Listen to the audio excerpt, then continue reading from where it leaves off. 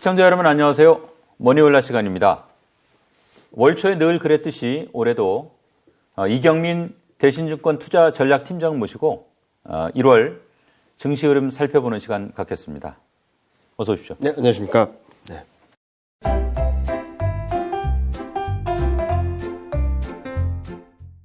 보내주신 보고서 보니까 네. 지금 이제 코스피가 삼중고에 시달리고 있다. 네. 어떤 삼중고입니까? 일단은 전반적으로 12월 FOMC 이후 많은 것들이 변했다라고 생각을 하거든요. 경기에 대한 민감도가 높아지면서 경제지표가 안 좋으면 안 좋을수록 시장이 흔들리고 있고, 여기에다가 경제지표가 좋다라고 한다면 금리 인하에 대한 기대감이 좀 후퇴하고 있습니다. 예. 이 그림에서 좀 자세히 말씀드릴 수 있는데요. 위에 그림 보시는 것처럼 통화정책 FOMC 회의별로 기준금리 예상되는 범위들을 보면은 12월 달에 FOMC 회의가 있었을 때를 보면은 2024년 1월에는 4.15%까지 금리를 내릴 거다라고 기대감이 있었지만 12월 말까지 본다면 4.42까지 올라가고 있거든요. 예. 이 가운데 경제 지표들은 좀 부진했음에도 불구하고 통화 정책에 대한 기대감들이 좀 후퇴하고 있는 그림.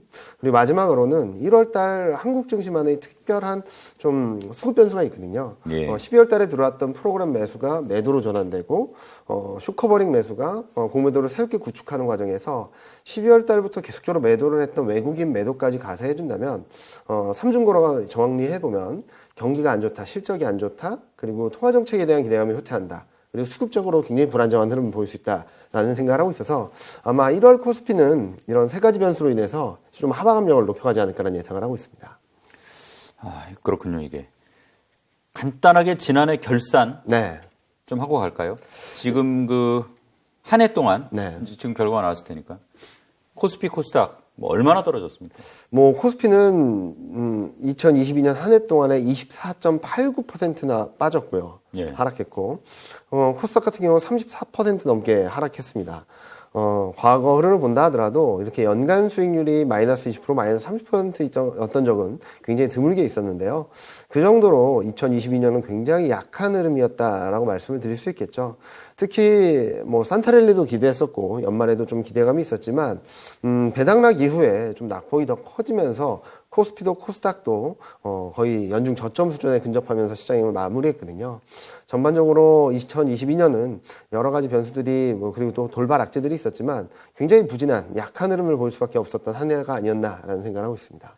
최근에 어떻게 보면 증시 변수 중에 네. 제일 눈에 띄는 게 이제 중국의 코로나 정책, 제로 코로나 정책 네. 사실상 포기인 것 같은데 네.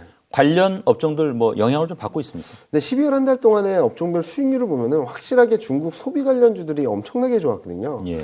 호텔 레저, 미디어 교육, 화장품 의류, 소매 유통, 그리고 방어주라고 할 수 있는 유틸리티나 보험, 필수 소비재 이런 업종들이 좀 좋았는데요. 아마도 예상보다 빠른 중국의 제로 코로나 정책을 완화하는 것, 그리고 거의 제로 코로나 정책을 폐기하는 흐름들이 나타나면서 중국 소비 관련주들, 그리고 중국 내수 관련주들이 좀 뜨거운 증시 흐름들을 보여줬다. 12월 한 달 동안 코스피, 코스닥 모두 하락하긴 했지만 차별적인 업종의 흐름들을 보여주지 않았나라는 생각을 하고 있습니다. 그런데 23년 초부터 좀 흔들리고 있거든요. 중국 제로 코로나 정책이 좀 완화되고 폐기되는 모습들을 보여주고는 있지만 시장의 기대가 좀 앞서갔던 것이 아닌가라는 생각을 합니다. 2022년 4분기 실적 시즌이 이제 도래할 텐데 중국 소비 관련주들도 실적 전망에 대한 눈높이가 좀 낮아지고 있거든요. 그런 것들을 봤을 때 기대감에 의해서 12월을 뜨겁게 차별적으로 뜨겁게 달궜던 흐름들이 보여주긴 했지만 이런 흐름들을 이어갈 수 있을지는 좀 시간이 필요하지 않을까라는 예상을 하고 있습니다. 이게 지금 중국 빅테크 같은 경우에도 낙폭이 엄청 컸었고 네. 홍콩 증시도 사실은 좀 지지부진했었는데 네. 이런 영향 때문인지 요새 보니까 중국 빅테크 제법 상승하고 있고 네. 홍콩 증시도 괜찮은 것 같아요. 네. 일단은 중국 제로 코로나 정책이 완화되면서 중국과 교류가 좀 활발해질 수 있다는 기대감들이 좀 들어오는 것 같고요. 그리고 빅테크 기업들은 중국 경기가 워낙 부진하다 보니까 내수 부양을 집중적으로 하는 가운데 일각에서는 그동안 규제 일변도였던 빅테크 기업들에 대한 규제를 좀 풀어주는 것이 아닌가라는 예상을 하고 기대를 하고 있는 상황이거든요. 그런 것들이 조금씩 반영되고 있다고 생각합니다. 물론 제로 코로나 정책이 기대했던 것처럼 곧바로 확 풀리는 그림들은 좀 아닌 것 같아요. 최근 보면은 국가별로, 그러니까 중국 코로나19 확진자 수가 워낙 많다 보니까 예. 중국은 풀었는데 다른 나라들이 좀 방역을 좀 강화하고 있는 흐름이거든요. 특히 중국 본토뿐만 아니라 마카오, 홍콩에서 입국하는 관광객들까지도 전수검사를 할 정도로 예. 좀 움직임이 나타나고 있어서 방향성 자체는 좀 긍정적으로 하는 건 맞습니다. 그런데 시장의 기대가 좀 너무 앞서갔던 것이 아닌가라고 생각해서 본다면 단기적인 등락을 볼 수밖에 없다. 하지만 23년 전체 흐름을 놓고 본다면 중국 그리고 홍콩 중국 관련된 빅테크 기업들의 우상향하는 그림들이 좀 가능성이 높지 않을까라는 예상을 하고 있습니다. 결국 이제 뭐 세계 다른 나라들이 겪었던 코로나를 압축해서 중국이 아마 겪을 것 같고. 네, 맞습니다. 단기적으로는 뭐 여러 혼란이 있겠지만 네. 결국은 이제 뭐 다른 나라들이 그랬듯이 중국도 코로나가 이제 진정되면 좀 좋아지지 않을까 그런 기대는 되네요. 네, 맞습니다. 예.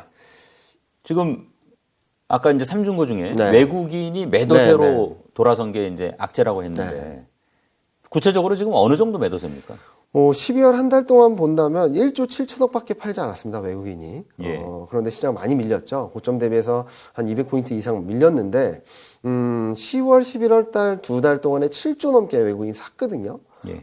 그런데 7조 샀을 때는 370포인트 반등하고, 이제 거기에서 1.7조가 밀렸을 뿐인데, 2,500선대에서, 장중 2,500선까지 돌파 시도하던 흐름들이 2,200선 중초반대로 내려앉았다는 거죠.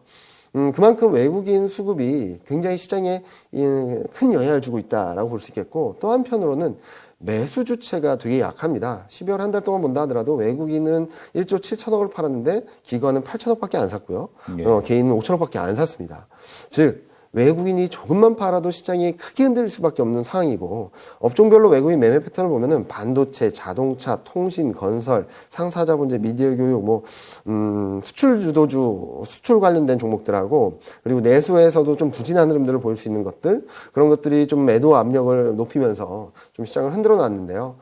결국적으로 말씀을 드리면은, 외국인 매매 패턴에 시장이 일일비할 수밖에 없는 수급 환경이 펼쳐지고 있다. 특히 매수할 때보다도 작은 매도 물량만으로도 시장이 크게 흔들리는 정도로 매수 주체가 부재하고 코스피 자체적인 수급 동력이 너무나도 약해져 있다라고 말씀드릴 수 있을 것 같습니다. 이제 외국인 생각할 때 물론 환율이 네. 뭐 유일한 변수는 아니겠지만 네. 환율이 비교적 안정세를 찾아가는 와중에 외국인 매도세 네. 좀 당황스럽거든요. 그렇죠. 저희도 좀 이 정도로 팔아야 되나라고 생각할 정도로 외국인이 좀 매도가 거센데요. 이 그림을 한번 보시면은 12월 중순부터 12월 말까지 원달러율은 1,300원대에서 1,260원대로 떨어졌습니다. 예. 한 40원까지 떨어졌으면 굉장히 많이 떨어진 거거든요. 근데 그 기간 동안에 외국인은 7천억 넘게 더 팔았습니다. 왜 그랬을까를 고민해서 본다면 환율 변수로 수익이 날 수 있음에도 불구하고 첫 번째 원달러율이 1260원 밑으로 내려간다 아니면 1200원 초반으로 내려간다라는 컨빅션이 좀 약했던 것이 아닌가 하는 생각을 하고 있고요.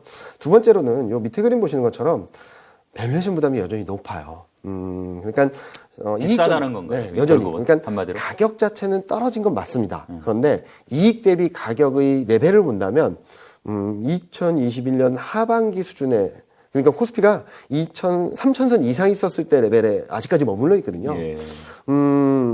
그렇게 되는 이유는 이익 전망이 너무 빨리 또 떨어지고 있습니다. 3분기 실적 시즌이 마무리되었던 11월, 12월 초반까지만 하더라도 이익 전망이 좀 안정적이었는데 이제 4분기 프리어닝 시즌이라 그래서 이제 12월 중순부터는 다시금 2022년 4분기 실적은 어떨 것 같습니다. 2023년 실적은 어떨 것 같습니다라는 전망 자료를 내거든요. 그러면서 다시금 실적 전망치가 꺾이다 보니까 12개월 선행 EPS라는 지표는 216이 11월 말에 216이었던 게 12월 말에는 210포인트까지 떨어졌고요. 그로 인해서 11월 말에 코스피가 2,470이었다가 11월 말에 코스피가 2,470이었는데 12월 말에는 2,230까지 떨어졌거든요. 약 240포인트가 떨어져서 10% 가까운 하락세를 보였는데 12개월 선행 PER 그러니까 이익 대비 주가가 얼마 정도의 가격 밸류를 갖고 있나를 봤던 지표는 11.4배에서 10.6배밖에 안 떨어졌거든요. 예. 왜냐하면 이익이 너무 많이 떨어졌기 때문이죠. 그래서 외국인이 보는 입장에서는 지수 레벨 자체는 떨어졌지만 이익 대비 주가 비율은 굉장히 높은 수준에 아직까지 머물러 있다는 거죠. 10.6배라고 한다면 코스피가 2,900, 3,000선에 있었던 2021년 하반기에 머물러 있었던 그 밸류에이션 레벨이거든요. 즉 지수는 3,000선대에서 2,230선대로 떨어졌지만 이익이 그보다 더 많이 떨어져서 밸류에이션 부담은 아직까지 높다. 그런 기점들이 나오면서 시장에 대한 외국인이 좀 차익 실현 심리 그러니까 가격 자체는 싸다고 볼 수 있겠지만 이익 대비 밸류에이션 비중이 수준이 높다 보니까 이 정도 벌었으면 충분해. 라는 생각을 하면서 좀 그동안 수익을 냈던 것을, 특히 환율이 떨어지면은 환차익까지 더 커지거든요. 빨리 정리하고 싶었던 그런 욕구가 더 커지지 않았나라는 생각을 하고 있습니다. 1월 되면 뭐 증시에서 이른바 1월 효과. 네. 익숙하게 이제 들었던 많이들 단어인데 얘기를 하시죠. 이게 객관적인 근거가 있는 건지도 좀 궁금하더라고요. 네. 그리고 올 1월에는 그러면 이 효과를 기대해도 될 건지. 일단은 통계적인 의미는 그렇게 크지 않은 것 같습니다. 어떤 구간을 잘라서 보면 특별히 눈에 띄는 변화가 있는 것처럼 보이긴 하는데요. 예. 근데 좀 길게, 좀 통계적 유의성을 갖기 위해서 2000년 이후 또는 2012년 이후를 보면은, 2012년 이후를 본다 하더라도, 1월 달에 코스피가 평균적으로 0.49%, 0.4%밖에 오르지 않았거든요. 예. 다른 계월들과 비교한다 하더라도 중간 이하로 내려가게 됩니다. 평균 수익률이. 그리고 상승 확률 또한 본다 하더라도 50%를 넘는다라고 나오곤 있지만, 전반적으로, 다른 월에 비해서 월대각이 높은 것도 아니거든요. 그러네요. 네. 그런 그림들을 본다면은 1월 효과라고 한다면 아마도, 매년 초에 반복되었던 정책에 대한 기대, 플러스 장밋빛, 새로운 해에 대한 희망, 그리고 새롭게 포지션을 구축하는 과정에서 이런 기대들이 들어온다면은 1월에는 강할 거야라는 많은 투자자들의 희망이나 그런 희망 섞인 편견이 아닌가라는 생각을 하고 있고요. 예. 그런 과정에서 좀 코스피 전체로는 그런데 좀 눈에 띄는 것 중에 하나는 코스닥하고 중소형주입니다. 예. 네, 그러니까 코스피라고 한다면 전반적인 환경에 매크로 환경, 글로벌 환경에 영향을 받아서 큰 의미가 없다라고 볼 수 있겠지만 국내 정책 그리고 국내 흐름들에 민감한 코스닥과 중소형주는 1월 달에 코스닥은 평균적으로 2000년 이후 보면은 한 2.68% 상승하면서 코스피보다 2%포인트 이상 그러네요. 1월 달에는 좀 아웃퍼폼을 했고요. 중소형주도 대형주보다는 좀 상대적으로 양호한 모습들을 보여주면서 1월 효과가 시장 전체적인 영향을 주기보다는 코스닥과 중소형주가 상대적으로 좀 좋을 수 있다 정도로 보는 것이 맞지 않을까라는 생각을 하고 있습니다. 그렇다고 하면 이제 코스닥하고 중소형주는 1월 효과가 나름대로 있다고 보여지는데 네. 이유가 좀 궁금해요. 일단은 코스피 시가총액 상위 종목들을 본다면 대외 변수에 굉장히 많이 영향을 미치는 흐름들이죠. 예. 그래서 뭐 예를 들어서 반도체, 2차 전지 이런 업종들이 국내 정책이 들어온다고 한다면 좀 긍정적일 수 있지만 방향성 자체를 바꾸긴 좀 어렵습니다. 반면에 코스닥과 중소형주 같은 경우는 국내 정책에 굉장히 예민한 모습들을 보여줘 왔거든요. 그런 흐름들이 나타나다 보니까 1월 달, 2월 달에는 코스닥과 중소형주가 수익률적인 측면에서 대형주나 코스피보다 좀 더 나은 모습들을 보여줬고요. 두 번째로는 앞서 서두에 말씀드렸던 3중고 중 하나가 월 말에 12월에 들어왔던 프로그램 매수가 1월, 2월 달에는 프로그램 매도로 출해된다라고 말씀드렸잖아요. 네. 프로그램 매매는 초대형주에 상당한 영향을 줍니다. 그러니까 초대형주의 수급적인 압박이 크다 보니까 상대적으로 중소형주로 좀 움직이는 그런 흐름들이 나타났고요. 그리고 매년 1월 달에는 그 전년도의 4분기 실적 시즌이 시작됩니다.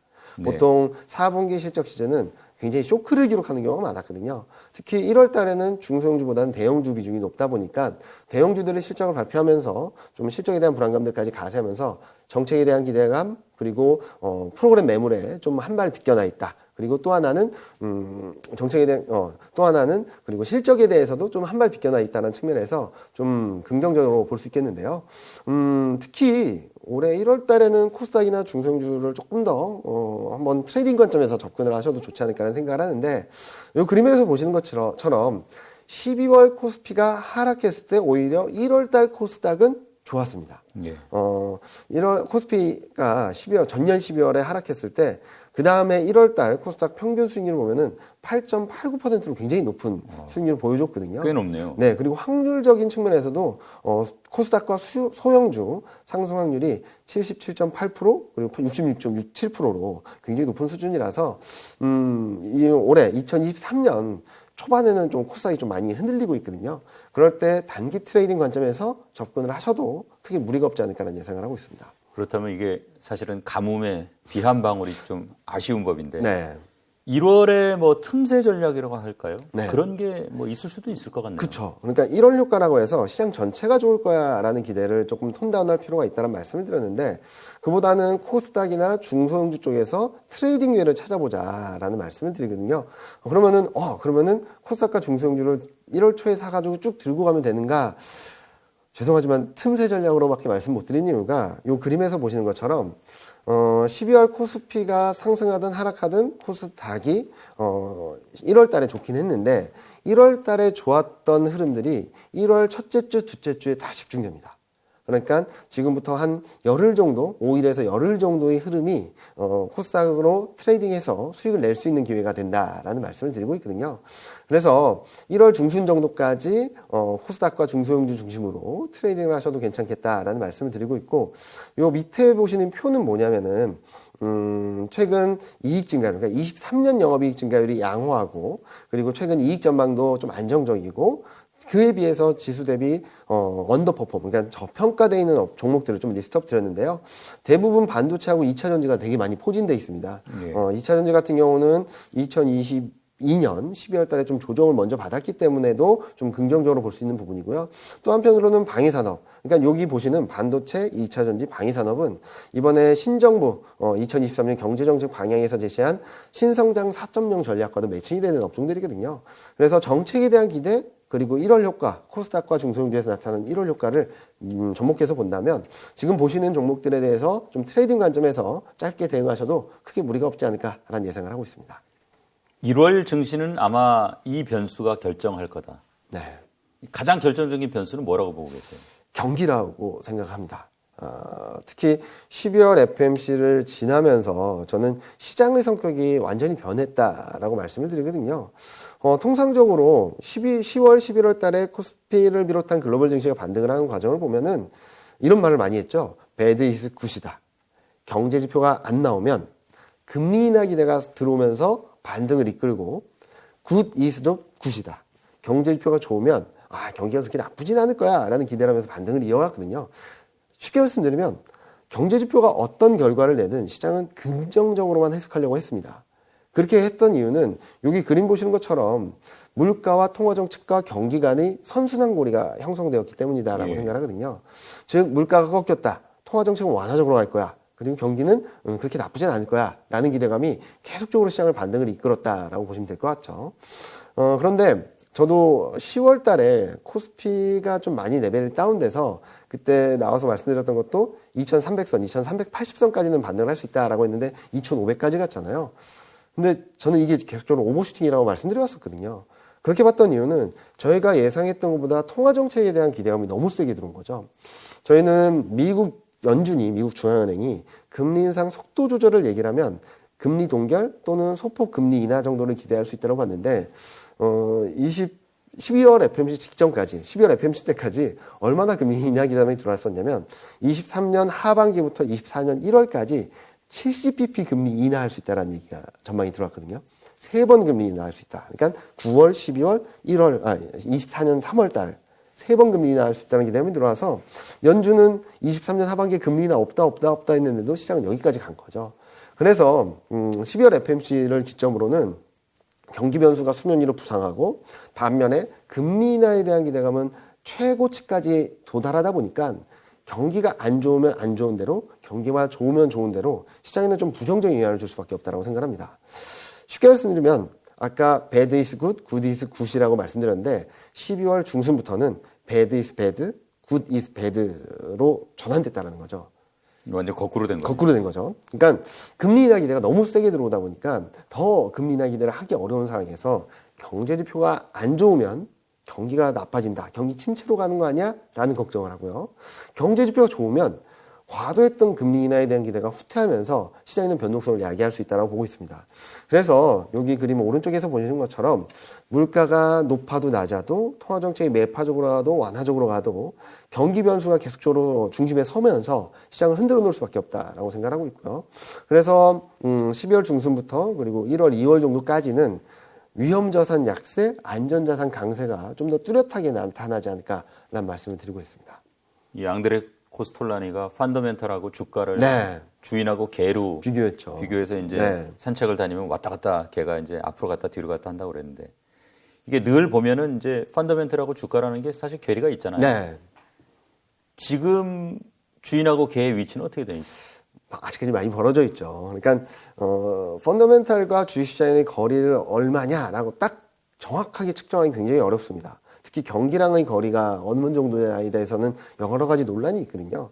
그런데 쉽게 볼 수 있는 것 중에 하나는 실적으로 가지고 볼 수 있는 것은 밸류에이션입니다. 예. 주가 레벨은 낮다 하더라도 주가 레벨이 떨어져 있다 하더라도 펀더멘탈 실적과의 괴리가 크면은 밸류에이션이 부담스러운 거죠. 앞서서도 말씀드렸던 것처럼 외국인이 차익 실현을 하려는 것도 지수 레벨은 많이 떨어졌는데 PER이라는 밸류에이션 지표가 10.6배, 10배 후반대까지 머물러 있다 보니까 가격적인 측면에서는 싸다 하더라도 가치적인 측면에선 이익 대비 주가 레벨에 대해서는 굉장히 부담스럽다라고 보는 거죠. 그래서 저희는 12월부터 강아지와 주인 간이 굉장히 과도했던 거리가 좀 좁혀지기 시작했는데 왜냐면 이게 11.6배, 7배까지 갔으니까요. 예. 이게 11.6배, 7배였던 게 10.6배 수준까지 좀 좁혀지긴 했는데 아직까지 거리가 멀다라고 보고 있는 거죠. 자, 그러면은 지금 그림에서 보시는 것처럼 이 둘 간의 거리가 멀 때 어떻게 하면 좁혀질까라는 흐름에 있어서는 세 가지가 가능하다라고 보는 겁니다. 가장 좋은 케이스는 펀더멘탈이라고 하는 주인이 이제 주가, 강아지한테 강하는 거죠. 경기 전망이나 이익 전망이 빠르게 올라오면서 강아지는 그 자리에 머물러 있다 하더라도 주인이 강아지한테 다가가면서 거리가 좁혀지는 경우가 가장 좋은 케이스라고 생각합니다. 근데 이 확률은 굉장히 낮다라고 보고 있고요. 두 번째로는 둘이 같이 움직여서 만나는 거죠. 주인은 강아지한테 가고 강아지는 주인한테 가면서 만나게 되는데 실적과 경기 전망이 상향 조정되면서 완만하게 상향 조정되는 가운데 주가는 좀 일정 부분 조정을 받으면서 만나게 되는 경우인데 저는 이 가능성도 높지 않다라고 생각하고 있습니다. 최근 흐름을 보면은 이익 전망도 계속적으로 떨어지고 있고요. 경제 전망도 계속적으로 하향 조정되고 있어서 좀 가격 조정이 불가피하지 않나라는 생각을 하고 있는데 가격 조정이 얼만큼 됐냐? 앞서 말씀드렸죠. 12개월 선행 PER이 11.6배, 7배까지 있던 게 10.6배까지 떨어지긴 했지만 여전히 거리감이 있다 보니까 좀 더 가격 조정이 전개돼야지 진바닥이 나올 수 있지 않을까라는 예상을 하고 있습니다. 이 지금 심리 지표들은 어떻게 나오고 있습니까? 심리 지표를 본다 하더라도 지금은 뭐 중간 정도 온 것이 아닌가라는 생각을 하거든요. 요 그림에서 보시는 거가 Fear and Greed Index라 그래서 CNN 머니에서 매일매일 발표하는 데이터인데요. 그리드 11월 말 12월 초반 하더라도 그리드 탐욕 구간에 있었던 게 최근 들어서 이렇게 Fear 공포 구간으로 들어간 건 맞습니다. 그런데 이제 많이 왔구나라고 생각하실 수도 있겠지만 오른쪽 시계열 차트를 보시면은 저점까지는 아직까지 시간이 좀 필요합니다. 거리감도 있고요. 저점이 보통 익스트림 피어라는 구간까지 들어가면서 약 20이라는 지수 밑으로 내려갔었는데요. 지금은 한 37 정도, 38 정도 와 있어서 더 내려갈 여지가 있다라는 말씀을 드리고 있고요. 그리고 변동성도 많이 변동성도 많이 커지지 않았나라고 생각하실 수도 있는데 죄송스러운 말씀이지만 이제부터 커질 수 있습니다.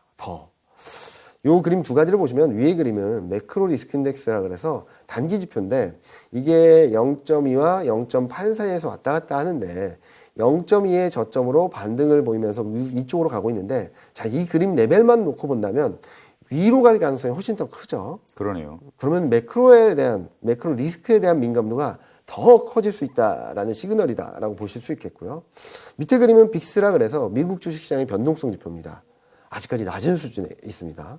올라갈 여지가 훨씬 더 크다라고 봅니다. 즉 리스크, 매크로 전반적인 환경에 대해서 리스크에 대한 민감도가 커지고 그로 인해서 변동성이 더 커질 가능성이 있기 때문에 저희는 1월, 2월 정도까지는 지금 코스피가 2200선대까지 내려왔다라고는 하지만 좀 더 레벨 다운될 가능성이 열어놓고 좀 경계하고 조심해야 될 때다. 아직까지는 그렇게 말씀드리고 있습니다. 이게 사실 1월 코스피 출발이 참 녹록치 않아 보이는데 그쵸. 시작이 어려우면 나중이 쉽다. 네. 이런 말이 있습니다. 올해 한 해가 그랬으면 좀 좋겠어요. 그렇게 될 가능성이 높다라고 생각하고 있습니다. 지금 보면은 일단은 연초에 좀 시장이 흔들릴 때, 시장이 불안할 때 눈높이는 미리 많이 낮아지고 오히려 1분기를 지나고 2분기를 지나면서 낮아졌던 눈높이보단 조금씩 좋은 결과들이 나올 수 있거든요. 반대로 21년 1월 달에는 너무나도 뜨거웠죠. 근데 말은 별로 분위기가 안 좋았죠. 연초 분위기가 나쁘다고 해서 연말까지 나쁜 그림은 아닐 거라고 생각합니다. 오히려 눈높이를 낮춰놓은 만큼 좋은 그림들이 조금씩 나올 수 있다고 보고 있으니까 1월, 2월 시장이 많이 어려울 수 있는데 그 어려운 흐름들을 잘 버티시고 견디시고 오히려 위기를 기회로 활용하신다면 저는 23년에는 충분히 높은 수익을 거두실 수 있지 않을까라는 예상을 하고 있습니다. 기대를 해보겠습니다. 네. 23년 1분기 중에는 금리 인상을 멈출 수 있다고 생각하고 있어요. 1분기, 2분기 중에는. 예. 그 이유 중에 하나는 경기가 안 좋다라는 그림이 하나 있을 거고요. 두 번째로는 물가 레벨이 좀 빠르게 떨어질 수 있다고 생각을 하거든요. 그 중에 하나는